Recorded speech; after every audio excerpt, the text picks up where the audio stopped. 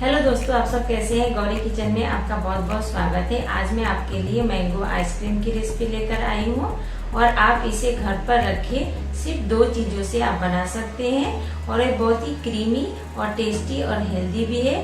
अगर आपको मेरी रेसिपी अच्छी लगती हो तो प्लीज़ वीडियो को लाइक कीजिए और साथ में चैनल को भी सब्सक्राइब कर लीजिए। तो चलिए दोस्तों, बनाना शुरू करते हैं।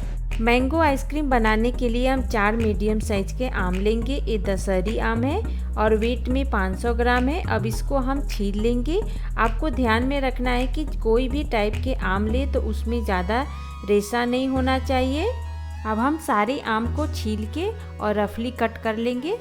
इस आइसक्रीम को बनाने में मैंने ना ही मिल्क पाउडर डाली हूँ, ना ही कंडेंस मिल्क, ना ही दूध, ना ही क्रीम, तो भी हमारा आइसक्रीम क्रीमी और टेस्टी बन के तैयार होएगा। इसी तरह हम सारे आम को कट करके रख लेंगे।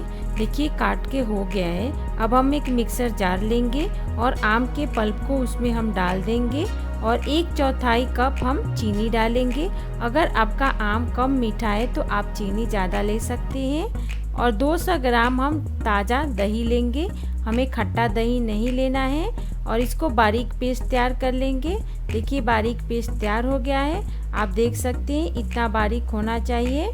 आइसक्रीम को जमाने के लिए हम कुल्फ़ी मोल्ड लेंगे। अगर आपके पास कुल्फ़ी मोल्ड नहीं है तो आप घर के किसी भी कटोरी या कांच के गिलास या पेपर के गिलास में जमा सकते हैं। अब हम बैटर को कुल्फ़ी मोल्ड में डाल देंगे। इतना बैटर में 9 कुल्फ़ी बन के तैयार होता है। फ्रेंड्स, इस रेसिपी को ज़रूर ट्राई करें। बच्चे बड़े सबको बहुत पसंद आता है।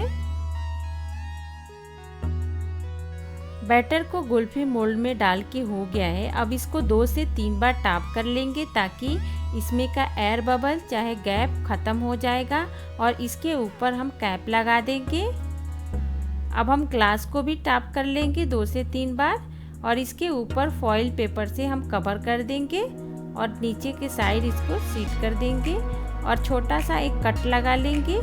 कट लगाने के बाद हम आइसक्रीम स्टिक डाल देंगे और इसको डीप फ्रीजर में 7 से 8 घंटे के लिए रख देंगे। आप चाहे तो ओवरनाइट भी रख सकते हैं। देखिए 8 घंटा हो गया है। अब हम फ्रिज से निकाल लेंगे और एक बाउल में नॉर्मल पानी ले लेंगे और कुल्फ़ी मोल्ड को डाल के 2 से 3 बार हिला लेंगे ताकि नीचे से हल्की सी लूज हो जाएगी तो हमारा कुल्फ़ी बहुत ही आसानी से निकल जाएगी।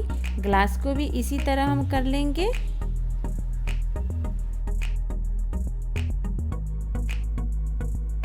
अब हम आइसक्रीम को निकाल लेंगे। आप देख सकते हैं कितना आसानी से निकल गया है और बहुत ही ज़्यादा क्रीमी और टेस्टी बना है। आप इस रेसिपी को ज़रूर ट्राई करें। ट्राई करने के बाद पसंद आए तो प्लीज़ अपने फ्रेंड और फैमिली के साथ शेयर कीजिए और कमेंट करके बताइए कि आपको ये रेसिपी कैसी लगी। अब इसी तरह हम सारे आइसक्रीम को निकाल के रख लेंगे। हम ग्लास में जो आइसक्रीम जमाए थे ना उसको भी हम डीमोल्ड कर लेंगे। आप देख सकते हैं कितना क्रीमी बना है।